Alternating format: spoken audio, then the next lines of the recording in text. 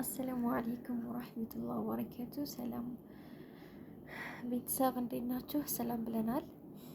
በያላችሁበት ሰላማችሁ ብዝት ትርፍርፍ ይበልልን። ሀገራችንንም ሰላም አላህ ያደርግልን ያ ረብ። ዛሬ ልንመካከርና ልንወያይ የመጣ ነው።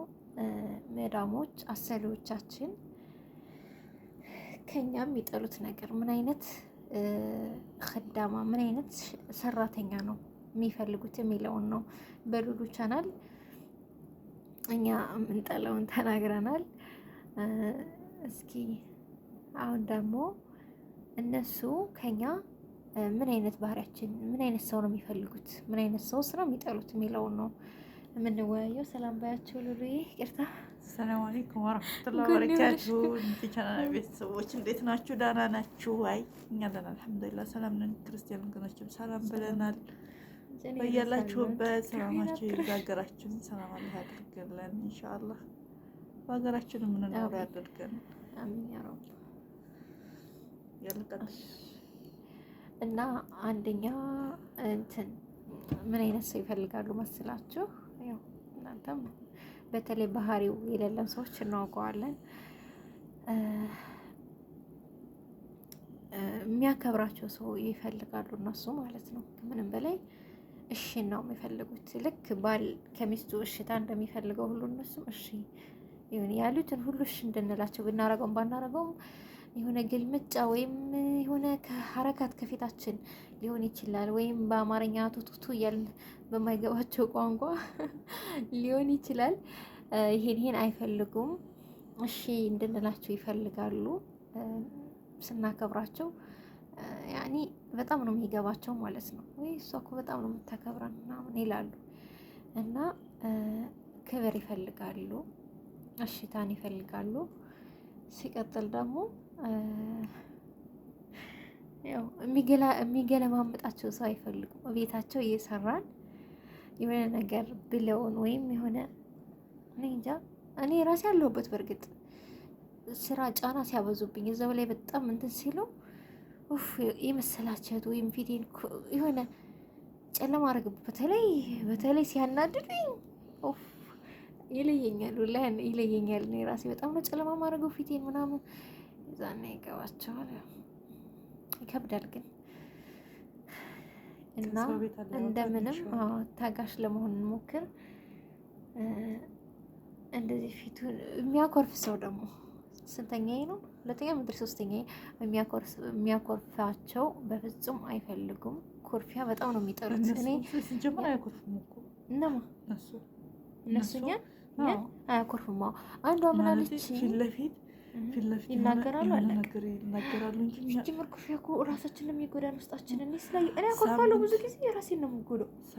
እኔ አሁን እዛ ተናግረውን ሂደው ምልስ ብለው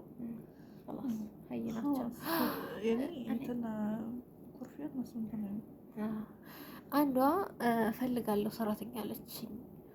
እሺ አልኳትኝ። እፈልግልሻለሁ እሺ የሆነች ልጅ ነበረች። እስኪ ካልሄደች አልኳትኝ። ከዛ ግን አማና የምታኮርፍ ያለ አይደለች። ጸባዩ ጥሩ የሆነች አኩራፊ ሰው አልፈልግም። የሆነ ነገር ባልኳት ቁጥር ኩርፍ የምትላት ችማ መስልክ ያኔ እንዳንቺ አይነት ፈልግልኝ ይላሉ። ጠባን እንደውም እህትሽ ሱብሃንአላህ የሆነ በሆነ ነገር አንዳንዱ አኽላቅ እኮ ደግሞ ይለያያል። እህቴ መሆና ምድን ማን ይገናኛል? በባህሪ በሁሉም ነገር ግን እነሱ እንደዛ አይመስላቸውም። እህት የለሽም እህት የለኝም ስላቸው እሺ ያክስት ልጅ ይሉኛል። يمكن إذا قربت يمكن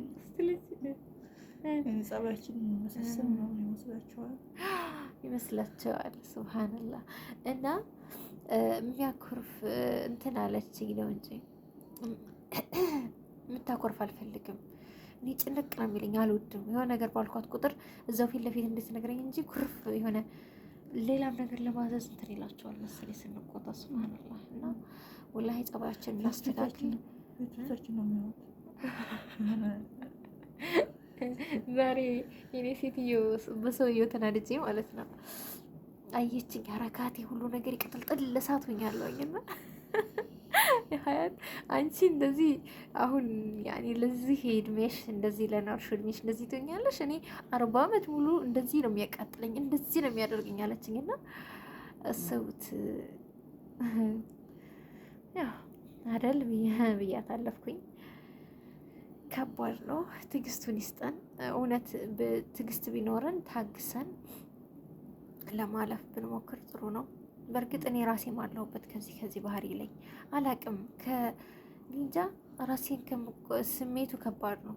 ራስን አንዳንድ ጊዜ መቆጣጠር ይከብዳል እና አይወዱም። የሚያኮርፋቸው እሺ የሚላቸው ነው የሚወዱት።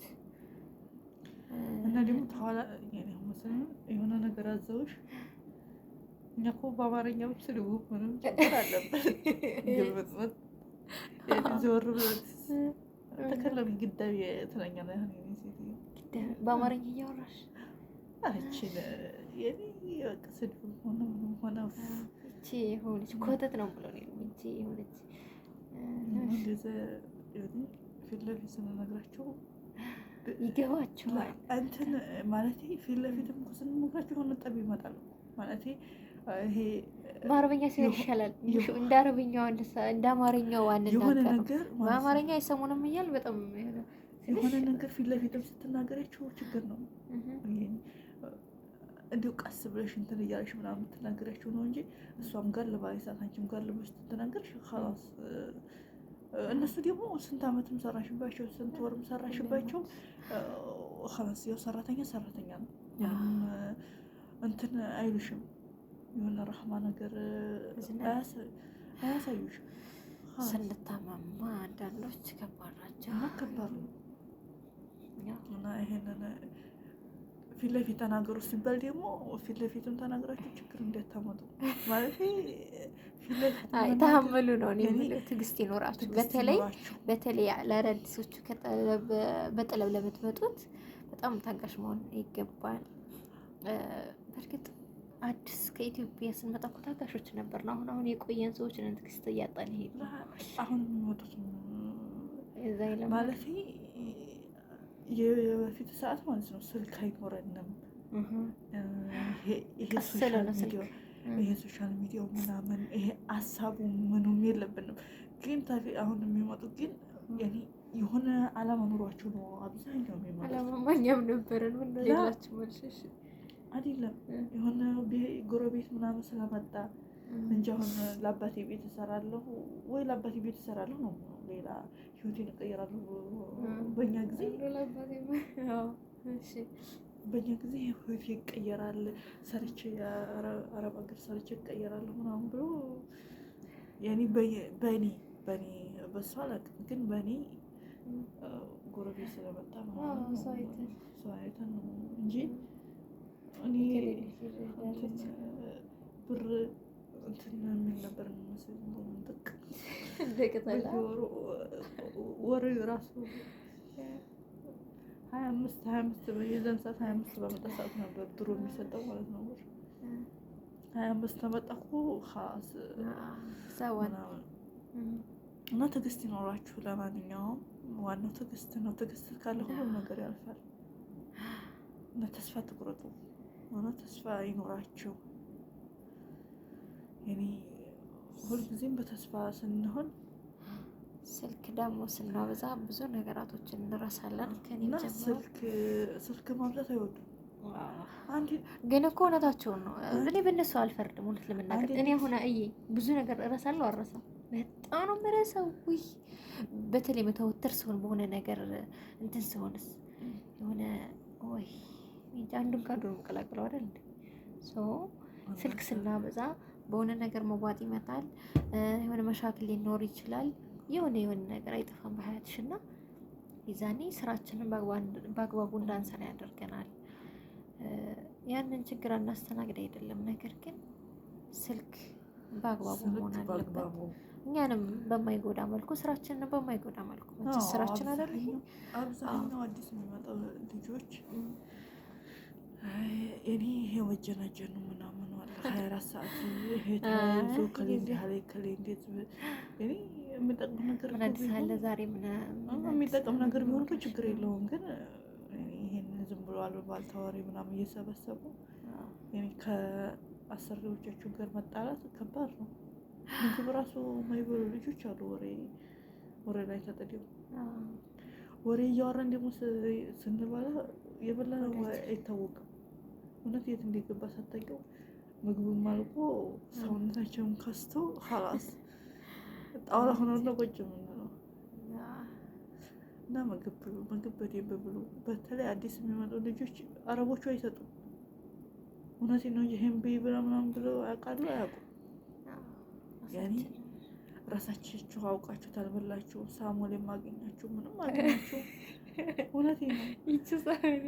እሺ ሳሙኤል አረቦቹ ቤት አብዛኛው ሳሙኤልና ቂጣ ቁምስ ምናምን ነው የሚኖረው እና ያኔ እንደዚህ ይሰጡናል ብሎ ብዙ የሚጠብቁ ልጆች ይኖራሉ። እንደ ሀገራችን ማለት ነው። አሁን ሀገራችን የሆነ ሙስር ከፍተን ለመብላት በጣም እንደው ከፍት ባይሰጡም ብይ እንኳ ማለቱ አንድ ነገር ነው እና እዚህ ግን አይሉም ስንት አንድ እንጂ እና ብትል የፈለገችው እስኪ ሰጧችሁ አጠብቁ፣ ራሳችሁ እንትን እያላችሁ ብሎ ነው። ራሳችሁን ጠብቁ። ደግሞ ይሄ ሀራም አይሆንባችሁም። በምግብ የተቀየረ ነገር ምናምን ከነሱ አንስቶ ለመብላት ነው እንጂ ይሄ የዕለት ጉርስሽን አንስተሽ ብትበይ እንትን አይሆንብሽም። እና እንደዛ ነው። ራሳችሁን ጠብቁ። በተለይ አዳዲስ አሁን በጣም የሚመጡ ልጆች አሉ። ሲቀጥል ጅንጅን ብለሽ ጠቀስ አድርገሽው ነበረ። ጊዜያችሁን በአግባቡ ተጠቀሙ። ከኛም ጀምሮ ማለት ነው። ጊዜ ውድ ነው። ጊዜ በፍጹም ነው የማይመለሰው፣ መመለስ አንችልም እና ጊዜያችንን በአግባቡ እንጠቀም። እንኳን ወንድ ጋር ሴት ጋር እኔ እንጃ ቆየት ስትሉ ነው ስደት ላይ የሚገባችሁ ሁሉም ነገር። ወንዶቹ መሰለ እኛ አዲስ እንደመጣን እኮ ወንድም ጋር ሴትም ጋር ምንም ማይህምንሽ ያኔ በተለይ ወንድ ጋር እና ቆየት ስንል ደግሞ ወንዱ እየሰለችን ወደ ሴት ጓደኛ ጋር በጣም መያያዝ ይመጣል። ምን አደረግሽ? ምን አዲስ አለ ዛሬ? ምን ተፈጠረ? ማን ጋር ይሄን አወራው? ከሌ ጋር ይሄን አወራው፣ ከሌ ጋር ይሄን አወራች እኮ እንዲህ ገብቶ እኮ እንደዚህ ወጥቶ እንደዚህ ወጥቶ በጣም የሆነ እንደዚህ መተሳሰር ይመጣልና ከዛ ከዕለታት አንድ ቀን 1 2 3 ቀን ጥፍት ስትል ምን ሆና ነው? አስቀይሚያት ነው?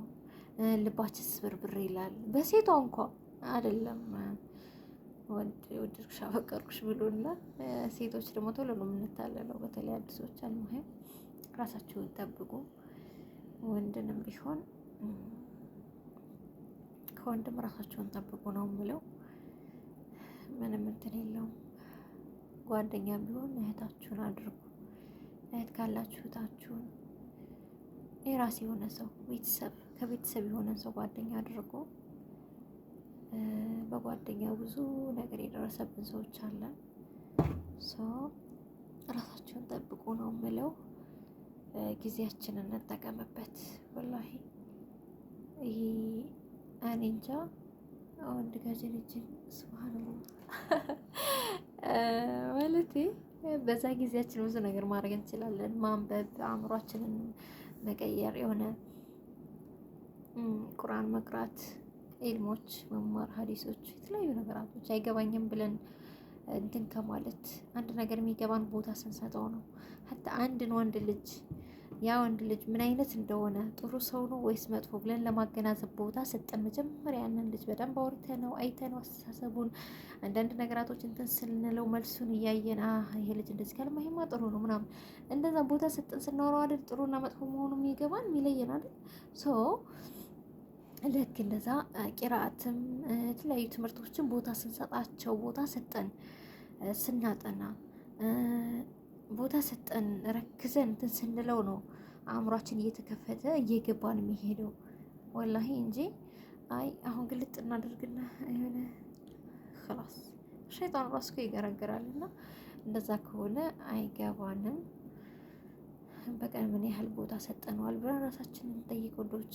አበዛው ይህን በተመለከተ አልነበረም እንትን ያልነው ያው ሀሳብን ሀሳብ ያነሳዋልና ለዛ ነው። ራሳችሁን ጠብቁ ለማለት ያክል ነው። እና ሽሮ እያላችሁበት ሰላማችሁ ይብዛለን። ባባይ። ሰላሙ አለይኩም ወራህመቱላሂ ወበረካቱ። ደህና ሁኑ።